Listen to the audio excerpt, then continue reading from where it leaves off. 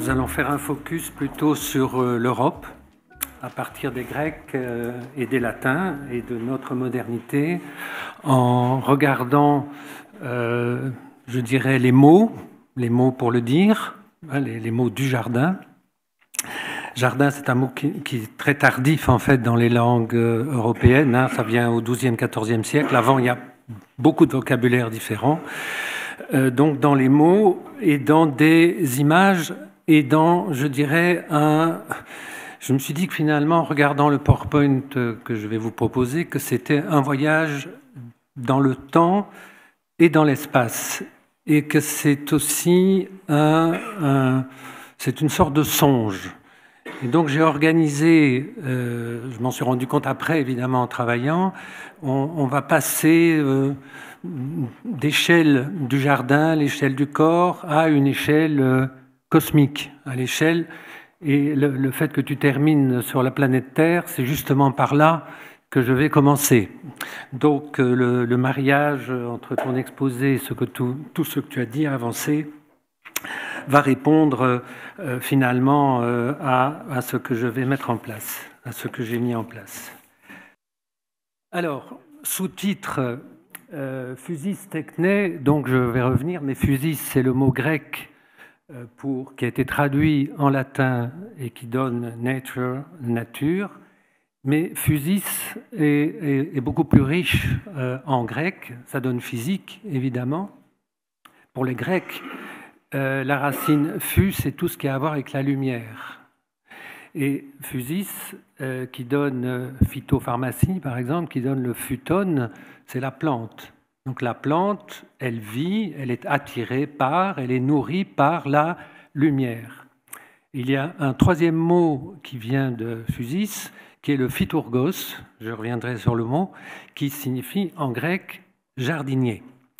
Donc, évidemment, il y a dans le fait de traduire physis par natura, nous perdons beaucoup, en réalité, de ces significations, de cette trilogie fondatrice, finalement, qui a été l'exposé que nous a montré Hervé. Alors, pourquoi physis et techné ? Il y a d'autres mots en grec qui sont très importants, comme le mot cosmos, on y reviendra. Techné, ça c'est plus simple à comprendre, ça donne évidemment technique, technologie. Ça a été aussi traduit par art. Mais pour les Grecs, il n'y a pas de différence entre, je dirais, le grand art, les arts majeurs, et les arts dits mineurs ou les arts appliqués. Donc entre ce que tu as considéré comme étant extraordinaire, majestueux, grandiose, enfin le pouvoir dominateur, et de l'autre côté, les arts appliqués, c'est-à-dire qui travaillent avec la main. Alors, sous-titre, le stade de la plante, et donc un geste inaugural qui est un récit que Hervé connaît évidemment très bien, qui est donc le songe de Polyphile, et qui n'est pas simplement une histoire d'un amour, de Polia qui est perdu et que qui sera, le fait de poursuivre l'aimer à travers un rêve et à travers d'abord une forêt. Le songe de Polyphile, c'est aussi un moment très très important de l'histoire de l'imprimerie et de l'histoire de la gravure. Il y avait dans l'édition originale, 1499, 172 gravures. Donc c'est aussi, le jardin, ça n'est pas simplement un mot, une chose, c'est aussi une reproduction par l'image. Et donc, le support des images, ça peut être évidemment des images mentales produites par notre cerveau, notre imagination, c'est aussi, à partir en tout cas de l'imprimerie, un moyen de diffusion de l'image. Et donc, d'un point de vue typographique, du point de vue graphic design, comme on dirait aujourd'hui, le livre du songe de Polyphile est absolument fondateur. Et le songe de Polyphile a innervé des polémiques aussi très importantes sur le mysticisme des jardins, sur l'hermétisme et sur les hiéroglyphes. Alors, un moment important du XVIe siècle, c'est la modernité. Et donc, j'ai mis une image de Tycho Brahe, qui avait d'ailleurs construit un jardin pour observer le ciel. Et de l'autre côté,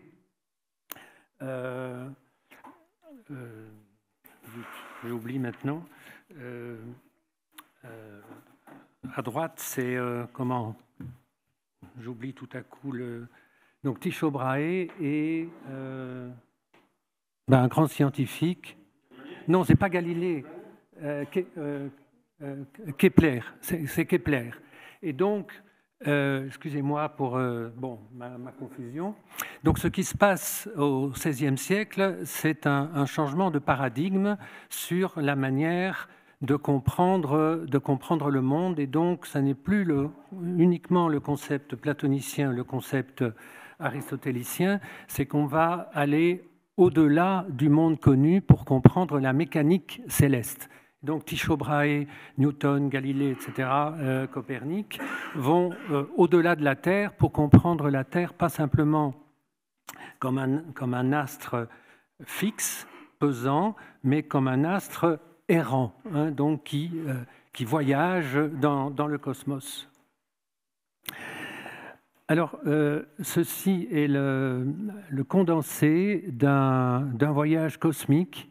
C'est Eames, un architecte américain, qui a eu une commande de IBM pour faire un voyage dans le temps et dans l'espace à une échelle de l'infiniment petit et de l'infiniment grand. Et donc ça, c'est la planche qui résume ce film que vous pouvez voir sur YouTube, qui dure 15 minutes, et où on a une sorte de trajectoire directe dans le cosmos, depuis l'infiniment petit jusqu'à l'infiniment grand, avec une image particulière, à un moment donné, le point en quelque sorte zéro, qui est notre échelle du corps, d'un homme qui dort, qui a un pique-nique à Chicago, et la caméra, à un moment donné, va s'éloigner ou se rapprocher, entrer dans la main, et entrer dans la main, entrer dans les neurones, etc.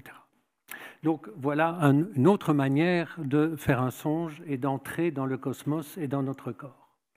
Alors pourquoi le stade de la plante? Avec une image un peu ironique, années 70, 70, voilà, la nature attire les foules. C'est le nom de ce dessin d'un artiste américain et qui a évidemment une grande forme d'ironie, puisque le stade, c'est comme ça que je fais un jeu de mots, le stade de la plante, c'est qui attire notre regard, qui attire la foule et qui nous fait regarder bien quelque chose qui est de l'ordre de la fusis, justement, qui est cette plante qui pousse, que l'on peut soit maîtriser, soit regarder son efflorescence. Alors, au point de vue de la forme, je me suis dit que ça faisait référence à un théâtre, à une organisation de l'espace à partir d'un point de vue central qui peut être à 180 degrés ou à 360 degrés. Alors, entrons maintenant un peu plus dans le détail. Ceci est une représentation de... Alors, les spécialistes discutent sur l'identité de la déesse Isis, Artémis, qui est la déesse nature, donc qui est une représentation de la fusis. De ce point de vue-là, il y a deux Isis, donc pas fusis, mais Isis, donc déesse égyptienne. Et l'égyptologie, l'égyptomanie, je dirais plutôt, n'a cessé d'innerver la culture européenne. Et donc, Balthusatris, esthète, a écrit un livre qui montre cette égyptomania, qui n'a cessé d'innerver l'esprit européen et où, évidemment, dans les jardins, il y aura des statues de Isis, notamment à la Villa d'Est, par exemple. Mais un philosophe, spécialiste de l'Antiquité, a écrit cet ouvrage assez important d'un point de vue philosophique, et c'est sur l'histoire de l'idée de nature, et où il donne comme titre à son propos, qui est un le concept de l'idée de nature depuis l'Antiquité, depuis Héraclite, jusqu'à Schelling, début du 19e, sur l'idée de nature. Et au principe, la seule image qu'il y a dans ce texte philosophique, c'est la statue de Isis. Et il part d'une réflexion d'Héraclite qui dit « nature aime à se cacher ». En grec, bon, voilà, physis, cryptestai, bon, voilà, nature aime à se cacher. Et donc, voilà une image que Humboldt met au début de son livre sur le cosmos, et où on voit Apollon, donc dieu de la beauté, aussi artiste, en train de dévoiler précisément, de lever le voile qui cache Physis, Isis. Et donc, c'est un livre qui est dédié à Goethe, grand naturaliste, botaniste, dessinateur. Et donc, il y a, si vous voulez, un conflit d'interprétation sur le fait de chercher à dévoiler la nature et d'en dévoiler les secrets, de comprendre les mécanismes de la nature, donc de briser en quelque sorte le voile et de comprendre les choses au-delà des apparences. Donc le Humboldt, Cosmos et cette image sont au principe d'une philosophie de la nature qui est en conflit avec une philosophie de la modernité où l'accent sera mis plutôt sur la technologie, sur les instruments pour dévoiler précisément les mystères de la nature. Alors, Humboldt possédait un médaillon, c'est le médaillon de Humboldt, où il y a, vous voyez, le mot cosmos, et où il y a aussi le dévoilement de Isis, Artémis. Alors, vous voyez que chaque fois, la forme est ronde ici. Alors, j'ai mis au principe de ce voyage dans le temps et dans l'espace le bouclier d'Achille. Alors, le bouclier d'Achille, c'est l'Iliade, c'est un combat, et je ne savais pas que Marco allait parler de la guerre, mais la caractéristique de la description d'Homère du bouclier d'Achille, qui prend 150 vers environ, c'est qu'il y a les villes en guerre, et nous en savons pas encore quelque chose, mais nous savons tous les jours, en regardant la télé évidemment, que les villes en guerre, mais c'est un peu c'est une réalité humaine, c'est la guerre. Il y a les villes en paix. Il y a un moment très important, il y a aussi la campagne, donc la campagne cultivée, la production, l'agriculture, et il y a dernier quart de cette distribution en 4 temps, c'est une représentation du début du XVIIIe siècle. Alors il y en a beaucoup, donc j'ai choisi celle-ci, vous allez comprendre pourquoi, parce que dans le dernier quartier, dans le dernier quart, il y a un petit détail que vous voyez là, qui est celui-ci. Un des derniers tableaux, c'est de cette scène pastorale, c'est le moment de la fête, où il y a des femmes, donc on peut dire les muses, c'est-à-dire les arts, tous les arts réunis, qui dansent en rond au son d'une flûte, d'un berger qui est au pied d'un arbre. Donc c'est une scène extrêmement importante parce que vous allez comprendre comment par la suite, voilà, c'est le moment du plaisir, c'est le moment de la joie, c'est le moment de la fête, après avoir travaillé. Et donc, et c'est le moment de la synthèse des arts aussi. Et Apollon, ici, entouré sur le mont Hélion, c'est une peinture de Lorrain, XVIIe siècle, cette représentation des muses et des femmes qui dansent en rond autour d'Apollon, quelque chose qui innerve notre culture. Et voilà une représentation en Bretagne, voilà, culture populaire, donc vernaculaire, mais c'est le même geste, c'est le même élément festif, qui est la ronde infinie.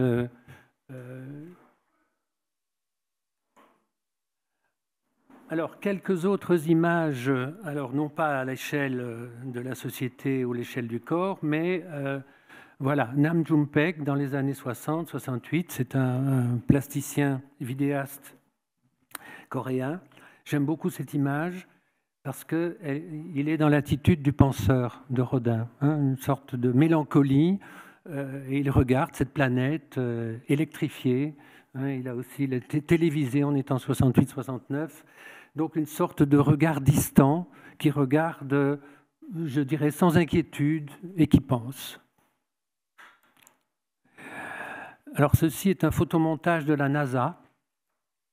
Alors c'est intéressant parce que, donc en tout, aimer et servir, et donc on a un jésuite, donc jésuite 16e siècle, que la NASA reprend, fait un photomontage pour montrer, pour récupérer, si vous voulez, l'image du 16e siècle et dire, ben voilà, aujourd'hui c'est la planète Terre dont il faut nous occuper. De ce point de vue-là, d'ailleurs, il faut... Alors, année 2000, Al Gore, qui a été mis en échec pour la présidence aux États-Unis, dans les années 2000, parcourt le monde avec un slideshow pour avertir de la crise écologique. Je ne sais pas si vous avez vu le film aussi, et peut-être Al Gore en vrai, mais donc voilà, ça fait référence aussi à la question écologique, la planète Terre, dont il faut prendre soin.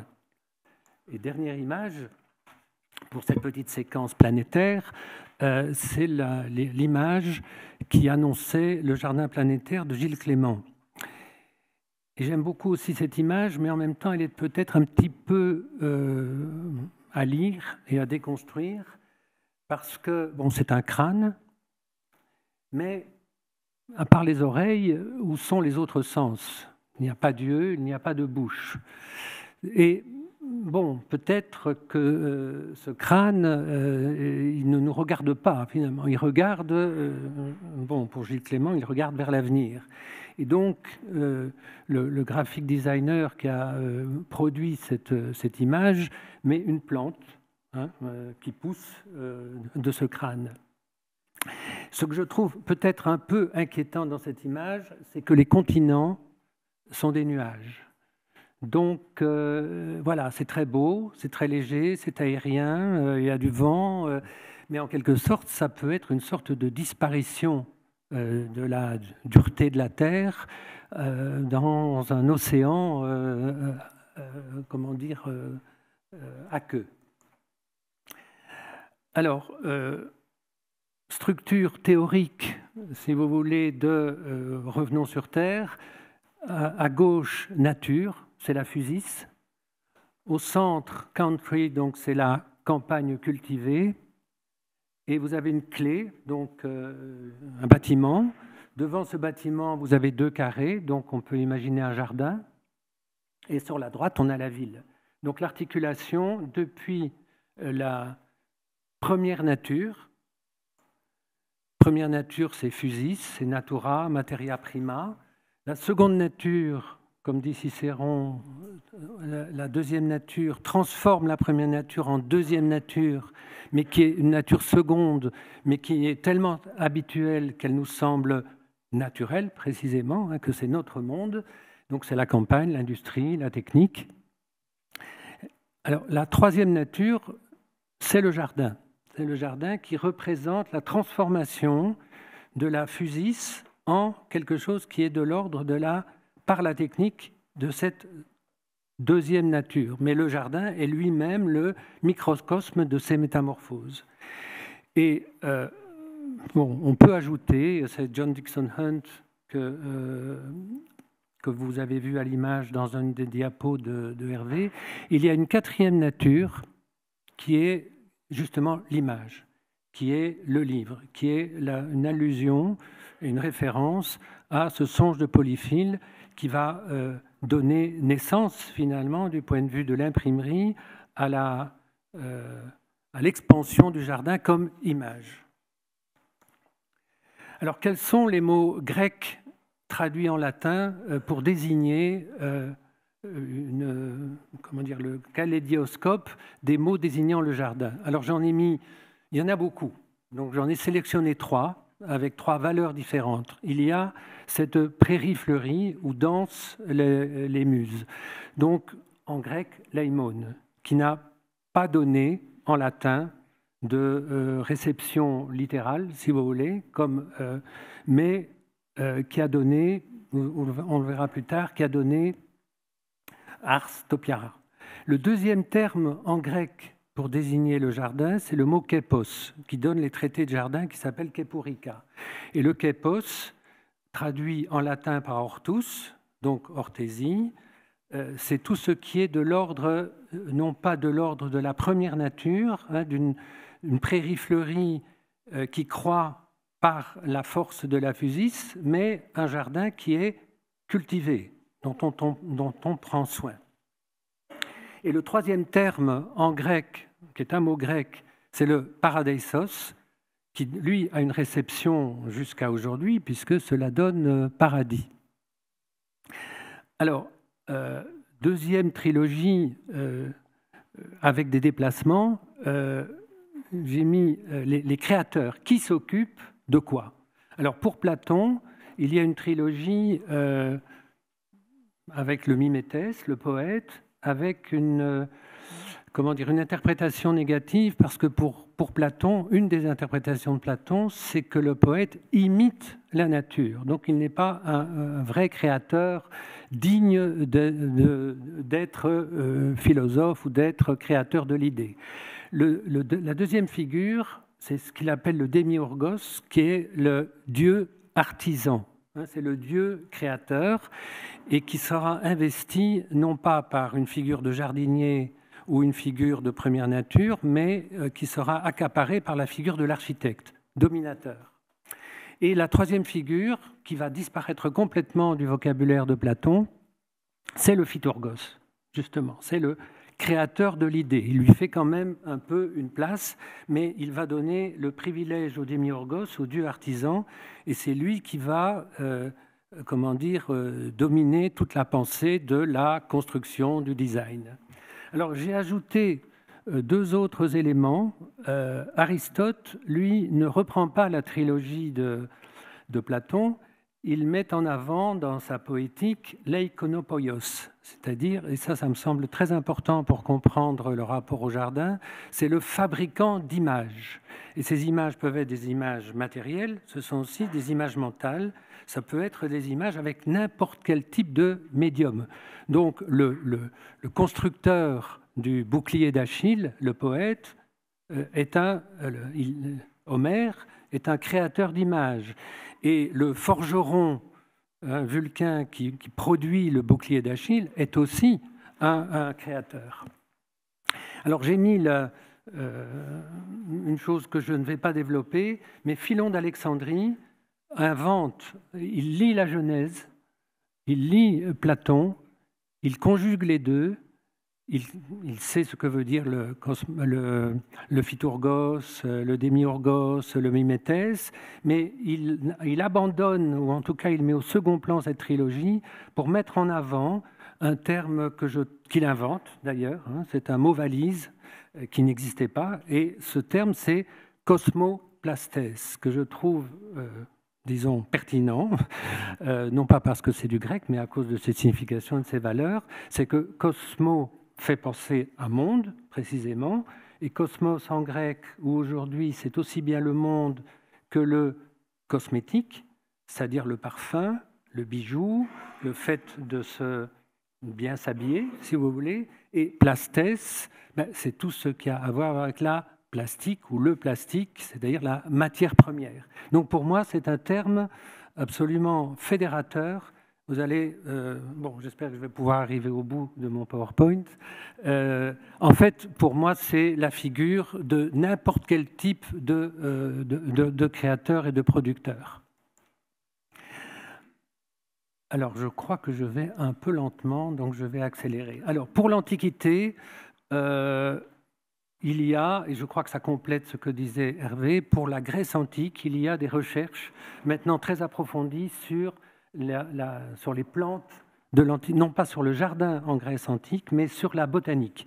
Et donc, très bel ouvrage, Botaniser l'Odyssée, un petit ouvrage très intéressant, absolument passionnant, qui détecte tout le vocabulaire de la botanique dans l'Iliade. Donc l'Iliade, c'est, disons, 8e siècle avant Jésus-Christ. Donc il y a tout un savoir de la plante et de la botanique et de ses interprétations magico-religieuses et astrologiques également. Et, alors au niveau d'une représentation, disons, visuelle, voilà le jardin de Livy. Alors c'est, je l'associe au Laïmon, mais en réalité les latins traduisent Laïmon par art taupière. Alors ici, ça n'est pas exactement un buis taillé, parce que l'art taupière veut dire buis taillé. C'est le jardin des Hespérides. Hein. Les fruits que vous avez là, ce sont les pommes d'or. Donc, pour les Grecs, le jardin, disons, d'horticulture, le jardin cultivé, n'est pas le vrai jardin. Le vrai jardin, c'est le jardin de l'âme. Hein. C'est celui qui est au-delà de la vie. Et donc, cette image, à Rome, donc premier siècle avant Jésus-Christ, est une des images qui sera découverte au moment des fouilles de Herculanum et Pompéi, montre comment les Latins représentaient les éléments de jardin. Et voilà, donc la prairie fleurie, et ceci est aussi un hommage à Pascal Cribier qu'évoquait Hervé. Donc Pascal Cribier, grand cosmoplastès, je dirais. Voilà une de ses créations, une de ses images, donc, qui est une prairie fleurie. Donc, qui est où la nature fait œuvre, mais avec le guidage, enfin l'intention du jardinier. Et puis, à l'autre bout du monde, au Japon, je suis tombé à un moment donné sur un collectif d'habitants qui s'occupe des bords de route ou de bords de l'eau pour cultiver une prairie fleurie. Non pas exactement, enfin, le bord d'une campagne cultivée. Et cette scène, cette petite scénographie que j'ai captée et qu'un ami japonais avec qui je faisais ce voyage m'a traduit le cartel, c'est-à-dire, voilà, ici, les habitants prennent soin de ce bord de campagne cultivée. C'est à 2 pas d'un musée d'un photographe japonais surréaliste du XXe siècle qui, c'est un projet d'architecture qui fait de l'architecture une sorte de caméra. Alors, ça n'est pas le Fujiyama, hein, nous sommes assez loin de Tokyo. Voilà, donc on a la conjugaison, si vous voulez, entre ce qui est de l'ordre de la physis, du Laïmon, et puis de la technique, avec un musée sur un photographe très important, surréaliste japonais. Alors revenons, une représentation des jardins de Babylone, des jardins suspendus. Alors,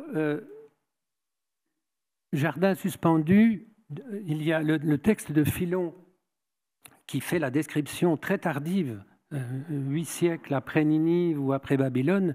Il fait cette description au moment où il n'y a déjà plus rien dans l'espace de la Mésopotamie. Donc il y a déjà quelque chose qui est de l'ordre du rêve, du mythe, de quelque chose qui a existé, qui était extraordinaire, et qui est un chef-d'œuvre de la technique. Le terme grec, c'est philotechnema.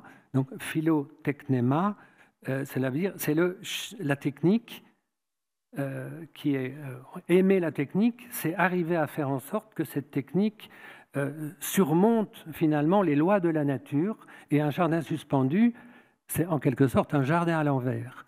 Et pour Platon, regarder une plante qui pousse, c'est en fait le destin de l'âme humaine, si vous voulez. C'est de regarder le ciel et qu'une partie de son destin se réalise dans son âme intérieure, mais aussi dans l'éternité de l'âme. Donc, en rapport avec les jardins suspendus de Babylone.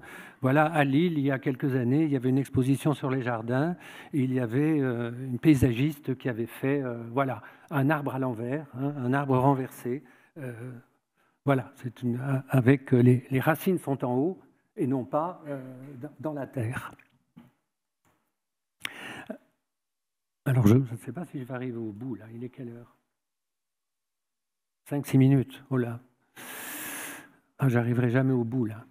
Bon, on est au 15%. Bon, comment faire?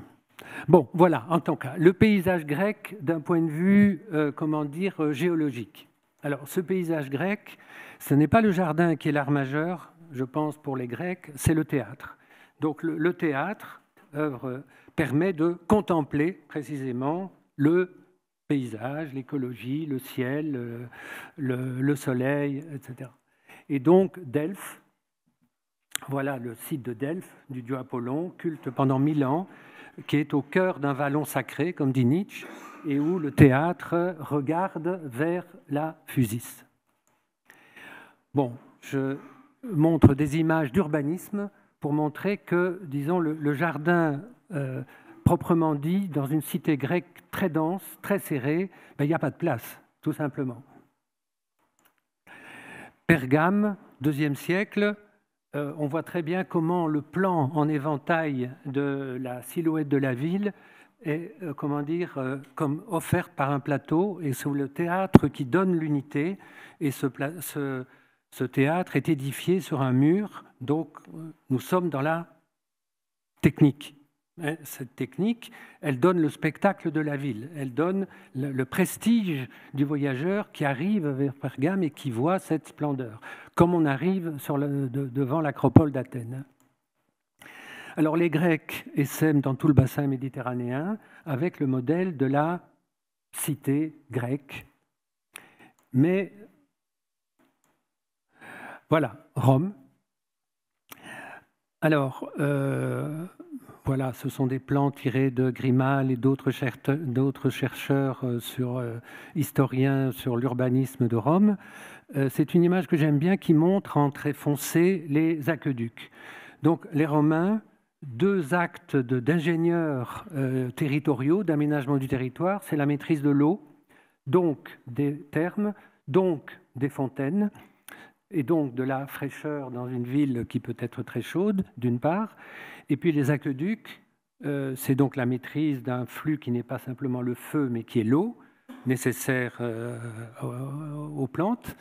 Et l'autre maîtrise technique, c'est la via, donc les routes. Et on a en plan rapproché donc Rome à gauche. J'aime beaucoup aussi ce relevé donc, produit par les archéologues de l'école de Besançon et notamment Gérard Schoucker. Le quadrillage, c'est le cadastre romain. Donc les soldats romains, une fois qu'ils avaient fait leur service pendant 20 ans, devenaient des agriculteurs.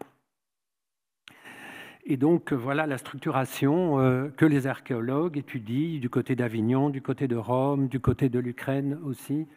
Et donc, ce qui est intéressant, c'est qu'on a la villa d'Adrien, dont vous avez entendu parler, et tout à côté, Tibur, qui est la ville d'origine mythique de Rome, et la villa d'Este sera construite 1500 ans plus tard par le cardinal d'Este, juste à côté de la villa d'Adrien.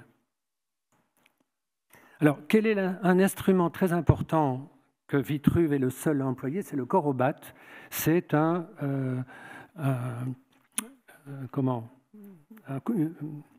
niveau d'eau.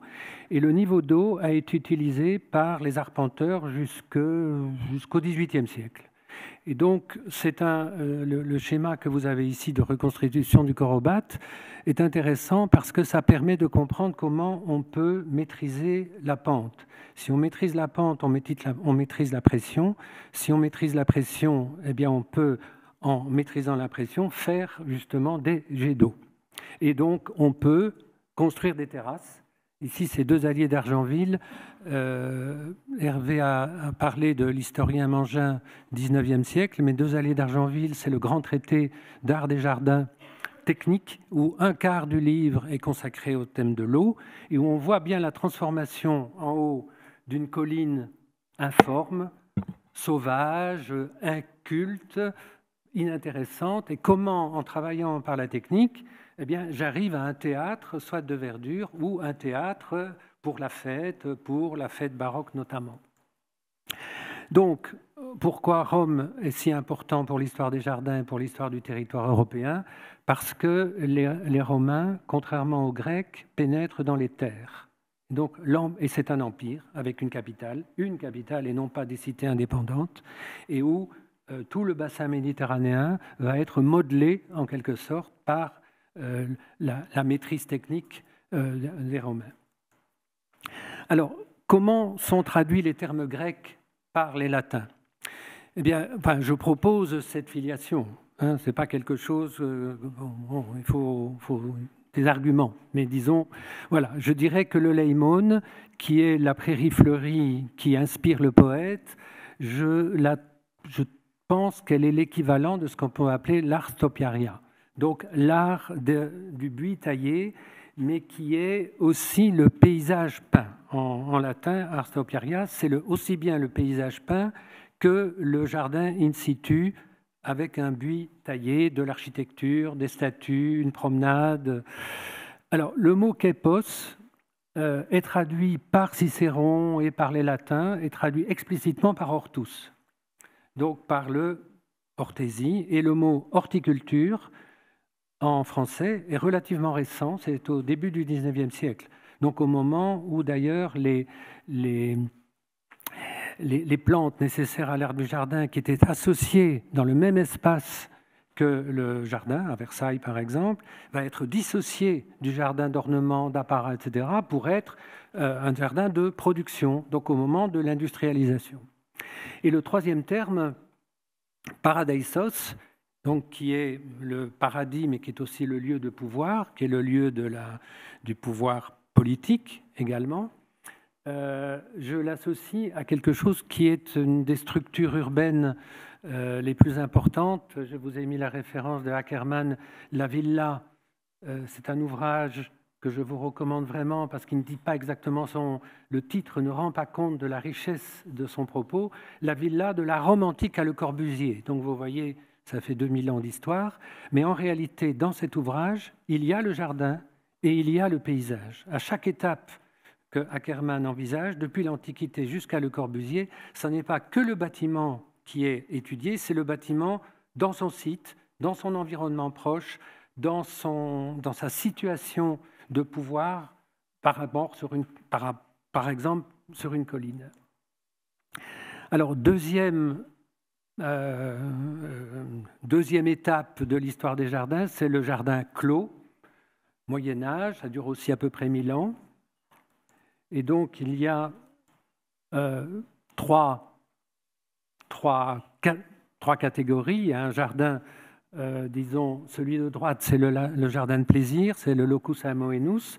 Le jardin au centre, c'est plutôt le jardin de catalogue, c'est-à-dire celui qui étudie les plantes médicinales, les plantes dangereuses, qui identifie sur chaque carré la qualité de la plante. Et le premier jardin à gauche, c'est le jardin de contemplation. C'est le jardin de l'âme. Alors je passe. C'est le jardin clos de l'âme.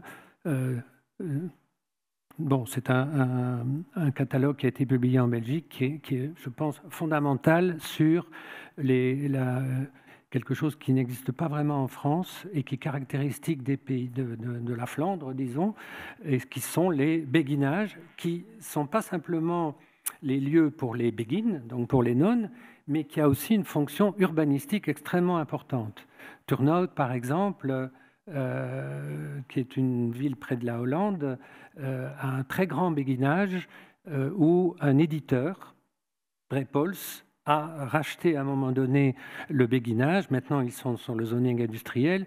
Et donc, il y a là une continuité, si vous voulez, historique et de pensée aussi, et de termes pour désigner le lieu. Et ce que vous avez à droite comme image, c'est aussi une ronde voilà, qui font la fête. Et derrière, vous avez un jardin de plantes. Donc, à partir du XIIe, XIVe siècle, ces termes Arstopiaria, Kepos, Leimon, tout cela va disparaître et rester uniquement dans les textes. Et le terme qui va dominer toutes les langues romanes et les langues anglo-saxonnes, c'est le terme jardin, garden, garten, jardin. Et la racine de jardin indo-européenne est en fait signifie clôture, limite. Donc on comprend que le terme de la limite de la clôture est absolument essentiel. Alors cette clôture va être brisée, franchie. Ici, c'est une image du début c'est un géographe maltebrun qui représente le monde grec, donc la Méditerranée, avec les deux grands voyages, celui des Argonautes et celui de Ulysse, et où, voilà,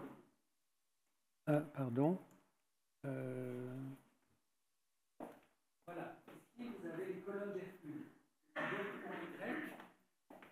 Les colonnes d'Hercule, c'était la limite du monde habité.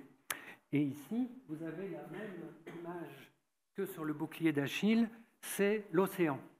Donc c'est l'océan qui, voilà, sur laquelle la Terre, ce qui est terrestre, existe. Alors, les colonnes d'Hercule, c'est aussi le symbole de, si je franchis les colonnes d'Hercule, et c'est ce qui s'est passé au XVIe siècle, je ne franchis pas simplement un espace terrestre vers un espace maritime, vers les découvertes, etc. Je franchis aussi un espace de la pensée, c'est-à-dire ma pensée va aller au-delà des colonnes d'Hercule, et c'est l'image de Tycho Brahe ou des scientifiques du XVIe, XVIIe, XVIIIe siècle. Alors, voilà, bon, une image sur laquelle, comme beaucoup de monde, j'ai été à un moment donné surpris, parce que cette image, vous pouvez vous dire que c'est une image du Moyen-Âge. Hein, les colonnes qui sont autour, ornées, on peut se dire, voilà, c'est du gothique, hein, c'est ce qu'on peut voir sur les cathédrales. Donc on se dit, oui, c'est 12e, 13e, 14e siècle. Et on a, en réalité, non, c'est Camille Flammarion, donc le scientifique, l'astronome, qui produit cette image pour montrer comment le pèlerin, alors on peut l'appeler le pèlerin, le voyageur, enfin le savant, franchit les limites du monde habité pour aller dans la machinerie qui fait que notre monde est ce qu'il est. Et je trouve cette image aussi de la part de Flammarion très intéressante, puisque là, nous avons une image de la Terre habitée à droite avec le soleil, l'arbre qui donne l'axe vertical et puis le paysage. Donc c'est une image absolument fondatrice et défondatrice. Par exemple, à gauche, toute cette machinerie que vous voyez là, la NASA a fait à un moment donné une publicité pour dire, ben voilà, nous, la NASA, nous ne sommes pas que sur l'espace terrestre, nous allons regarder ce qui se passe au-delà, dans le cosmos. Il y a une entreprise de chimie aussi qui a investi la partie qui va être explorée comme étant non pas le macrocosme, mais le microcosme. Alors à la même époque, la botanique va être, voilà une image aussi très intéressante du dessinateur à droite, hein, qui regarde une plante et qui la dessine vraiment d'une manière extrêmement attentive, et donc qui transporte, qui fabrique l'image de la plante, et vous avez à gauche celui qui va décrire, qui va écrire la plante, non pas le dessin, mais les mots pour le dire. Donc, moment très important de la recherche botanique. Du point de vue de la construction jardinière, voilà le Hortus Palatinus, hein, donc le jardin palatin. Le créateur, c'est Salomon de Causse, qui a écrit un traité des eaux mouvantes, détruit par les Français, d'ailleurs, en 1620, donc il ne reste plus rien. Voilà sa structure extrêmement riche, qui nous rapproche de ce que nous connaissons dans la tradition européenne des jardins. Donc des grottes, des escaliers, des terrasses, des jets d'eau, une promenade, un labyrinthe, enfin tout le vocabulaire du jardin, qui n'est ni anglais ni français, qui est simplement, ce sont les codes de la structuration de l'espace de promenade, de méditation, de retrait. Et bon, ce dessin est tout à fait exemplaire. Alors, j'ai plus le temps, je suppose. Non, mais je pense qu'on peut s'arrêter là. Parce que ça colle tout à fait avec la question de la FUSIS. Ce qui va s'instituer au moment de la Renaissance, c'est la domination des traités d'architecture. À partir de Vitruve, les Italiens, les Français vont traduire Vitruve, et notamment une origine mythique de l'ordre corinthien. Donc, il y a le dorique, ionique, corinthien. L'ordre corinthien, c'est la palmette, n'est-ce pas, sur lequel un historien de l'art a écrit l'histoire de la palmette sur 6000 ans, en disant, voilà, donc il remonte à la Mésopotamie jusqu'à son époque, c'est-à-dire fin 19e. Donc, c'est l'ornement dont la maîtrise de la plante, en sculpture ou en dessin, montre toute la performance technique de la FUSIS.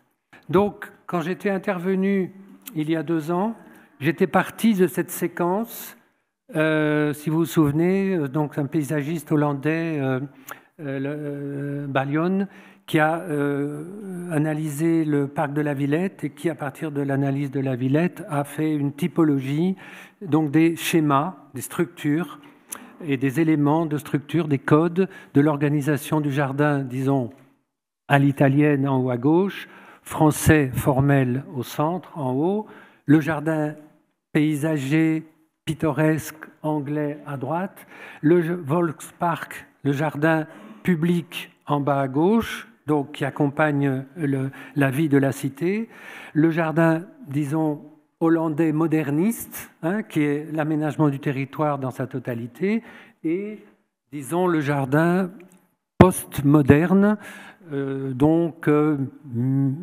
kandinskien, si vous voulez, ou Stravinsky, enfin quelque chose dont nos oreilles et notre œil doivent s'habituer à ce que ce ne soit plus simplement national, mais une sorte de musicalité, un autre type d'harmonie. Bon, ça fait 100 ans quand même, Stravinsky, donc maintenant il y a d'autres types de musicalité.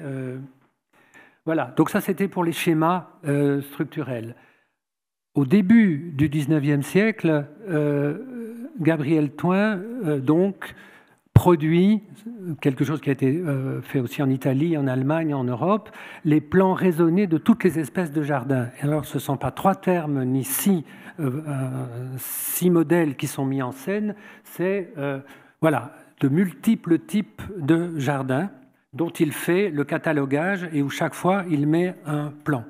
Donc, par exemple aussi des jardins de carrière. Donc les carrières, c'est quand même l'industrie, c'est l'extraction de la pierre, et donc une carrière abandonnée peut être aménagée, produit d'elle-même de l'eau, du végétal, les oiseaux qui viennent nicher, les oiseaux migrateurs qui peuvent y trouver un moment de halte dans leur vol. Donc une efflorescence, une multiplication de types de jardins. Et donc, du point de vue des valeurs, après, au niveau esthétique, donc j'ai tiré cela d'un esthéticien dont on reparle un peu depuis quelques années, qui s'appelle Étienne Souriau, qui produit, le vocabulaire émotionnel, esthétique, le vocabulaire qui permet de désigner nos sentiments, notre appréciation, le goût. C'est une sorte de codification de tout ce qui est beau, pittoresque, fantasque, etc. Et puis, moi, ce que j'ai fabriqué au-delà de ces valeurs, c'est la question du lait, donc du digne, si vous voulez, d'être peint ou d'être représenté, et puis de ce qui est indigne d'être représenté, ou qui est laid, donc la question de la laideur, et donc, du coup, de la beauté. Mais d'une manière générique, si vous voulez, puisque lui, il oppose le beau au grotesque. Je crois que derrière cette opposition entre beau et grotesque, il y a peut-être une autre valeur qu'il ne reprend pas, qui est la question de la laideur. ou du mauvais goût, si vous voulez, ou du kitsch qu'il ne reprend pas, alors qu'il aurait pu. Et puis, pour terminer sur la même note que Hervé, Bruce Mau est un graphic designer canadien qui a beaucoup travaillé avec Rem Koolhaas, le SML XL dont vous avez peut-être entendu parler, cette grosse brique qui a bouleversé, je crois, complètement la production livresque de la représentation de l'espace. Rem Koolhaas ne serait rien sans le travail de Bruce Mau. Et il a organisé une exposition à Vancouver, Toronto, Chicago, avec un gros ouvrage sur un institut sans frontières, sans limite, mais au sens où, pour lui, alors il fait cette sorte, ce schéma que j'aime beaucoup, qui est aussi en 4 temps, donc nature, culture, business, bon voilà, l'économie, et le design, donc, qui est à la place de là où moi je place le cosmoplastes, si vous voulez. Non pas le démiurge, non pas le phytorgos, non pas le poète, mais le faiseur d'images, le fabricant d'images, et de monde, donc. Et donc, il dit, voilà, aujourd'hui, c'est le design d'espace, qui est le premier cercle, et puis les 3 autres... Et le business, alors on ne sait pas si c'est le dernier ou le premier, mais en tout cas, ni le sommet de la pyramide ou au contraire le résultat de tout le reste. Voilà, ça c'était ma conclusion.